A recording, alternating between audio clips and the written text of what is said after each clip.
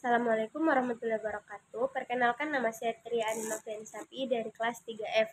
Di video kali ini saya akan menjelaskan tentang sejarah perkembangan kurikulum dari tahun 1945 sampai tahun 2022. Nah, dalam perjalanan sejarah sejak tahun 1945, kurikulum pendidikan nasional telah mengalami perubahan, yaitu pada tahun 1947, 1952, 1964, 1968, 1975, 1984, 1994, 2004, 2006, dan 2013.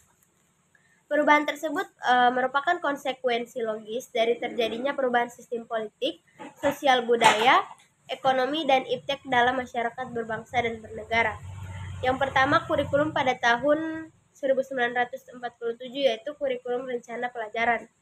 Sejarah kurikulum pendidikan Indonesia sampai pada saat ini dimulai dari kurikulum rencana pelajaran, yakni kurikulum lanjutan yang sebelumnya digunakan semasa penjajahan Belanda, atau disebut juga dengan Leerplan yang berarti rencana pelajaran. Kurikulum ini memiliki tujuan yang berfokus pada pendidikan pikiran dan pendidikan karakter sebagai warga negara Indonesia. Yang kedua, kurikulum rencana pelajaran terurai pada tahun 1952. Kurikulum ini dapat dikatakan sebagai cikal bakal sistem pendidikan Indonesia. Dalam kurikulum rencana pelajaran terurai sudah terdapat rincian mata pelajaran dan menggunakan silabus sebagai pokok-pokok atau isi materi penjelasannya. Kemudian kurikulum pada tahun 1964. Pemerintah menerapkan program Pancawardhana sebagai pembekalan di jenjang sekolah dasar, yakni pendidikan yang meliputi pengembangan daya cipta, rasa, karsa, karya, dan moral. Selanjutnya kurikulum pada tahun 1968, yaitu penyempurnaan dari kurikulum pelajaran terurai pada tahun 1952 hingga kurikulum 1964. Terjadi perubahan dari program Pancawardhana menjadi pembinaan jiwa Pancasila, pengetahuan dasar, dan kecakapan khusus, bertujuan untuk membentuk manusia Pancasila sejati, kuat secara jasmani, menjunjung kecerdasan dan keterampilan jasmani, moral, budi pekerti, dan beragama. Selanjutnya, kurikulum pada tahun 1975. Sistem pendidikan memiliki orientasi pada tujuan dengan harapan dapat lebih efektif dan efisien. Banyak yang mengkritik kurikulum pada tahun 1975 tidak ideal dikarenakan beban tugas guru yang terlalu banyak dalam melakukan rincian tersebut. Selanjutnya, kurikulum pada tahun 1984. Ini sering disebut juga sebagai kurikulum 1975 yang disempurnakan.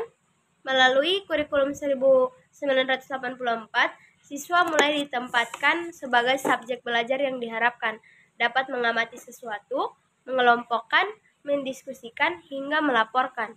Kurikulum ini menggunakan metode CBSA, cara belajar siswa aktif atau Student Active Learning.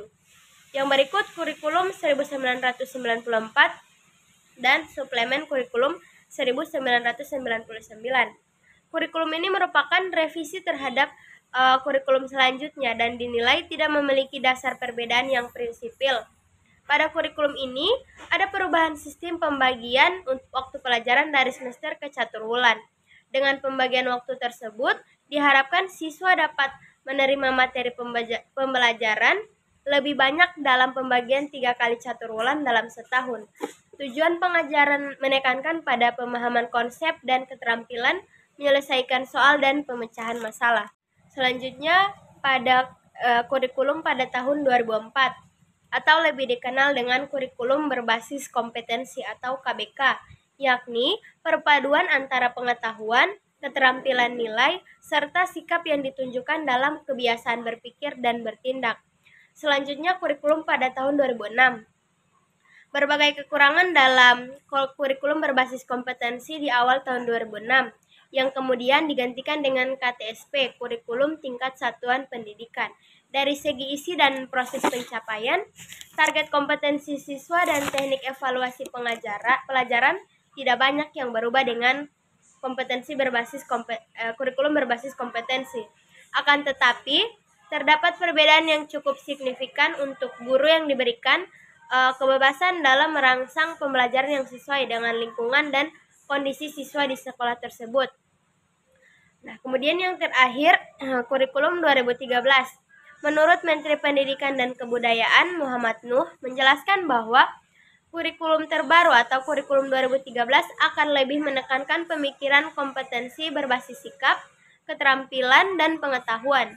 Di kurikulum ini, guru diharapkan dapat mendorong siswa untuk melakukan observasi, bertanya, bernalar, dan mengkomunikasikan apa yang telah siswa pahami setelah menerima materi pembelajaran. Sekian penjelasan saya mengenai sejarah perkembangan kurikulum dari tahun 1945 sampai 2022.